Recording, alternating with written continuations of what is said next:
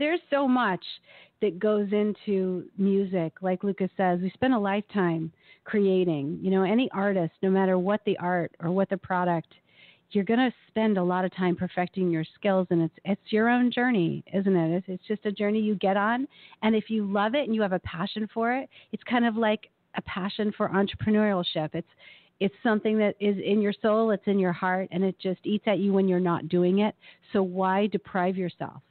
Don't ever say that, oh, I don't have enough time, or say that things are getting in your way, because in all honesty, we all lay down on that bed or that couch and we watch TV. And if you have that time, then you've got time to pursue things that you're really passionate about. And if the passion lies in the couch, the potato chip, and the television, then so be it. Don't complain. I'll be right back after this. Going to speak to Cyndi Washburn. Here's her song, There's the Door.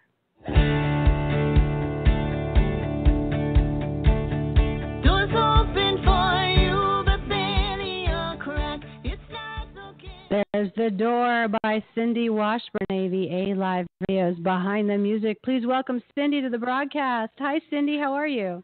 Hey, Jacqueline. I'm great. How are you? Awesome. Thank you. Tell me a little bit about your story. Where are you from? I'm originally from Pennsylvania, mostly Eastern PA. I lived in Philadelphia for a bunch of years and around there, and moved to Nashville about 2 years ago. Oh, my gosh. Awesome. We were just talking about Nashville just like 2 seconds ago. Yeah, I heard that. What made you move to Nashville? Well, my husband and I kind of wanted to change the scenery, try something totally new. And then obviously the heavy music scene in Nashville was a draw for me. Sure. For sure. So, a little daunting, but actually I've found people to be super supportive and venues to be great, and really artists to really support each other despite the competition. So it's been good. That's awesome. Yeah. We have a lot of great artists that are in Nashville, and they've all been so supportive of each other. I think the big thing is you really do. You have lots of songwriting production partners, and that's, it doesn't get any better than that for a musician, right? For sure, definitely. Do you find that you have been able to, first of all, do you find that it influences your music in one way or the other, or is it easy to do any kind of music, do you think, from your perspective in Nashville? I think it's certainly easier to do country. I don't really consider myself a country singer. I more consider myself a folk singer, and which I know isn't that far off. They're definitely close cousins. But I think the biggest influence that being in Nashville has had for me is it's really just lit a fire under me. That's all. It's just music is everywhere. Everywhere you go, you meet people who are doing music too, and that's constantly inspiring. That has motivated me to write. I don't think it's necessarily altered my style, but it's definitely kept me motivated. What has been your serious thing that you wanted to cross, like the big hurdle that you wanted to cross in this last year so far? And are you on your way to doing it? Because, we all set these resolutions and we're like midway through already. Do you feel like you've already kind of achieved what you wanted to, or do you have more? Oh, I have more, a lot more. Ultimately, my simplest goal is that I would like to be doing this full time and not have to have a day job. That would be number one.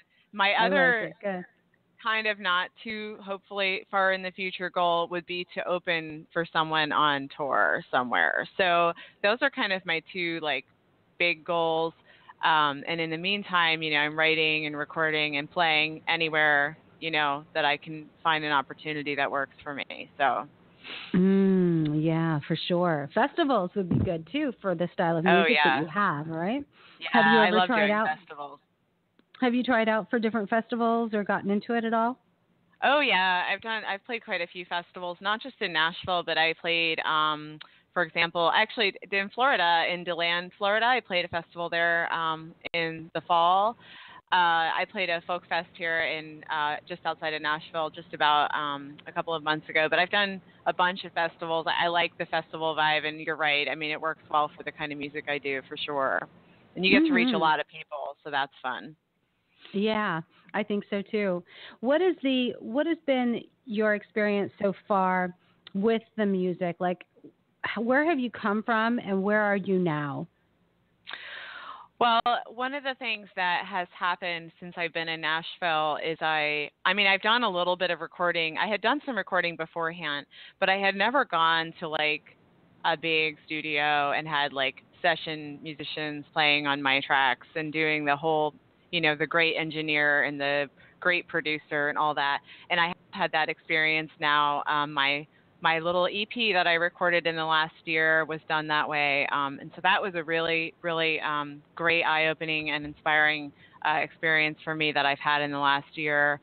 Just other than that, I mean, like I said, I've been writing more and I've played more. I've probably played out more these past 2 years than I probably did combined leading up to that. Like I just constantly find opportunities to play live and to play out. Most of them are local. My track, not right in the store big, but played so much more live, and I've had the recording experience. So those things have been really great in the last couple of years. Do you think your mindset, like once you put it in your mind that you want to do certain things, certain pieces of this business, that you can kind of make that more of a realization? Is it the mindset, or is it just? I mean, I think that I really do think opportunity is one thing and luck is another, but I really do think that when you're ready and your mind is just set towards something, those opportunities, come towards you. It's like you attract them. It's like the universe. Yeah, I agree. And I always say that too. Like when I make my mind up to do something, like get ready because it's probably going to happen, in the relatively near future. I get kind of like focused and say, okay, I'm just going to do whatever I need to do to make that happen. And I think you're definitely right. I mean, mindset is so powerful. They say that, with everything, with healing, if you have an illness or something, with everything, if you have sort of the positive attitude and the attitude that this is going to happen for me, that usually will help facilitate it a lot for sure. I agree. I think a lot of the things that we have achieved as musicians and indie artists, and just any kind of artist these days, especially with the tools available in social media, is just that sure will to want to do it. Because I've seen, let me just finish really quick, Cyndi. I've seen artists that have started with absolutely zero, and they have made it to 100,000 followers and a really active audience in 6 months. And then I have seen artists who have just puttered along for like 7-8 years, and it's really a struggle. But in their mind, they're setting themselves up for it. Like I need the right phone, I need the right camera, I can't live stream, I don't know how to do this, and I don't know how to do that. But the fact is, it's really all out there on the internet, right? I mean, everything you want to know is just an ask away. You ask somebody, and they'll show you how to do it. Yeah, for sure. You're right about that. And also something you said in the last segment, which I thought was great. You said, even if you're trying not to do it, if this is who you are, if you're really, this, for us, it's indie musicians, but it's going to eat at you if you're not doing it, and that's so true. And, every day. Yeah, right. So it's like pointless to even try to get away from it and just I think the best thing for us to do is just to embrace it and figure that stuff out. Like you said, all the information is out there. So it's just a matter of not letting your fear take over and just saying, like, this is who I am. I can't even be anybody else if I wanted to be, honestly. So I'm just going to go for it and learn everything I can and do everything I can. Isn't that the truth? Yeah. And I could say, too, being a musician, whenever I go and do other things, the people who originally came to me because of music, they never let you forget. They never let you forget. They just won't let you walk away from it. They'll send you letters. Every time you do something else, you're like, oh, yeah, I remember when I first met you. Do you remember you were doing this? When are you going to do that again? Right. And I think that most people with music, and I'm not going to say it's all the arts, but I know with music, if you walk away from it, it is going to call you back one way or the other because you're meant to do it. Yeah, totally. I even think that, like, if I'm going through a period where I'm feeling lazy or discouraged, just about the, right. because it's so relentless. Anything. And I'll just, in the past, I would have put it away for a couple of months even. And now I know, no, don't do that, because all that's going to be is time wasted. And you're going to be right back here again. So you might as well just push through that feeling and just keep working. Like, that's what I do now. Absolutely, yeah. Now, since we're on this topic, how can someone just coming onto your fan base contribute to you? Like, how can they help support you? Or do you have a Patreon page? Do you have, something that's on your website? Or how can they do that? Well, financially, I think the most important thing support-wise is listening to the music, being active, joining my Facebook page, joining my Twitter page. Financially, going onto iTunes and buying the EP would be amazing.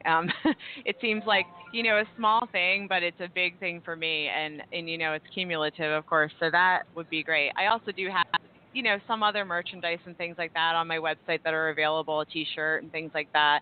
But honestly, the most support from me, I think, is just listening to the music and being an active fan, checking out the page, going to shows, even communicating. I mean, feel free to reach out to me. I don't bite, You can send me a message on my Facebook musician page or through my website. I've had people message me that way, or Twitter, whatever works for you, and reach out. I just want to know that you're out there. That's the thing that keeps me going. Awesome answer, and I love it. I think it's really important because, in marketing, in the marketing side of music, I always ask artists that I'm working with that question because a lot of people don't actually have an answer to that. That they're expecting people just to know what to do. And, if you've done anything in marketing, the first thing really is the call to action. It's not only having somebody just jump on and say, oh my God, I love your music, where do I find more? But they shouldn't have to have it that hard. They shouldn't have to take time out to go and say, Cyndi, where do I find more music? Or Cyndi, if I join Facebook, how can I contribute? Is there a Patreon fund? Will the link take me there? All that kind of stuff needs to be worked out today. And I think it's really important that we all have it available because after all, people love to invest in the arts. They love to, more than you think. It's just surprisingly unavailable. When I go and search out people's .coms and their Facebook and Twitter, I cannot find a way other than to purchase directly from Spotify, or not Spotify, but iTunes, which is mostly what everybody uses, or Reverb Nation, or their band page. They actually don't even have a way to do it on their website. And it's surprising to me, Yeah. No, yeah, I'm sure. I think about my own website, and that's probably true. There's some things you can get to, but like not anymore. Got some work to do on my page, right? After this episode, won't be happening. Right? Yeah, well, definitely. Yeah, I'm definitely like, I'm sure most artists have this problem, but they're like focused on the music. They are, and like, I'm the first one to admit I'm bad at the other stuff. It's good for me. My husband helps me with it a lot, thank God, because he's actually really good at that kind of thing, like the marketing and the all that kind of stuff is I'm bad at. I just want to like write my songs and sing them for people, But I know there's a lot more to it than that. Well. Honestly, there is. You have to think a lot about the marketing side. And that's just like, and not everybody's going to hit your .com from the entry page. Some, if you have a blog, are going to hit it from other pages. So you have to kind of look at things like, what am I actually presenting to people? What are they going to see when they join? How am I going to stay in touch? If I have a subscriber list, does that subscriber list actually tell them what my latest story is, or are they just waiting there for me to actually, get on it and do it? Right. And all those kind of things should become part of your world because it's exciting, Yeah. No, yeah, you're right. That's this. It's inspiring to hear you talk about it. Actually, it gets me kind of motivated. So thank you for that. You're welcome. My favorite thing to do is send an email. I love to connect. Now I've actually taken to Facebook Messenger a lot because there's a lot of noise on Twitter. And I find that on Twitter, I can't control who messages me. Right. So I will lose track of the messages. So now Twitter's a mess. I can't do it on Twitter. But on and Instagram, I still have a chance at actually seeing the messages. And on my website, I send everybody there. That works. And then also, I've noticed that Facebook Messenger has been a great way for you guys to stay in touch with me so that we can talk about marketing and stuff. You know what I mean? Yeah, definitely. But I get excited about it. I love to send out newsletters to people because I know I'm going to get that response. And I know I'm going to see, like I just released the new video last week, and you guys have been leaving me comments about what tips you like, what's been working, what you've seen to be good.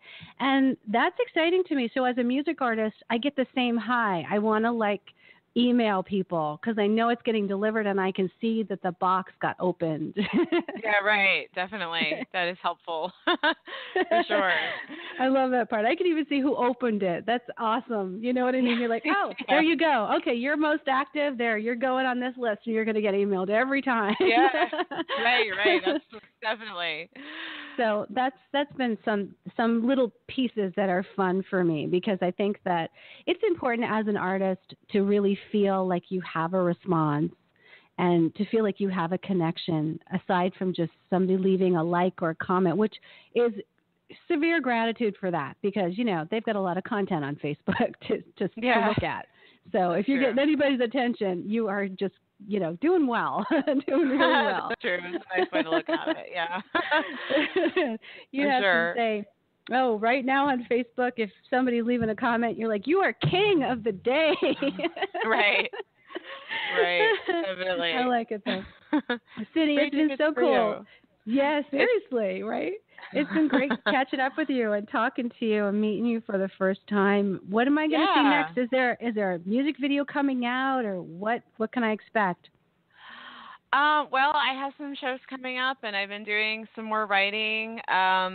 So, you kind of want to look out for some new music. Maybe there's been some talk about doing a video, so that's a possibility. But basically, I'm just going to keep plugging ahead. Hopefully, I'll find that tour soon and I'll be coming to a city near you. Yes, you will. Yes, you will. You do know that Reverb Nation actually does. I talk to Lou Playa every month. He's the founder, and they have over 2,000 opportunities, and they have a lot of festivals that search for music there. But one of the keys to it though is to really, really get your Reverb Nation page active because it works socially for you. And when you submit to an opportunity, you'll be at the top of the list if your equity score is high. And that's what you really want. Otherwise, there's 3 million. I mean, they send a letter out every 2 weeks to 3 million artists for us. So you can imagine how many people will sign up and will try to get through that system. So your equity score has a lot to do with it. Just a little tip, just in case you do decide to kind of look at the opportunities. Another good thing to do is actually follow the festival promoters on Twitter because they are very active on Twitter and they are very responsive on Twitter. That's a great place to meet industry people. That's good to know. Thank you. That's very helpful. Just, awesome. Don't spam them. Just kind of respond to whatever it is they're tweeting about and just get in their eye line. That's the best way to do it. No, I love that tip. Thank you so much. That's really helpful. You're welcome. Pleasure. Great attitude and wonderful having you here. I'm glad that you joined the A.V.A. Live Radio community, and it's going to be fun working with you for sure. Yes, thank you so much. I've had tons of fun on here. I really appreciate it. You're great to talk to. You're welcome, Cyndi. That was Cyndi Washburn on A.V.A. Live Radio out of Nashville. She's got new music, so go and join her fan bases. I actually just put out a Instagram post from behind the scenes while we were on here on my Jacqueline Jack's Instagram page. So I linked up the artists that had Instagram. So Lucas is over there, Cyndi's over there, a little bit more is over there. You can sign up for them on Instagram, and we will talk to Sarah about her Instagram because I can't find it, and she's going to have to get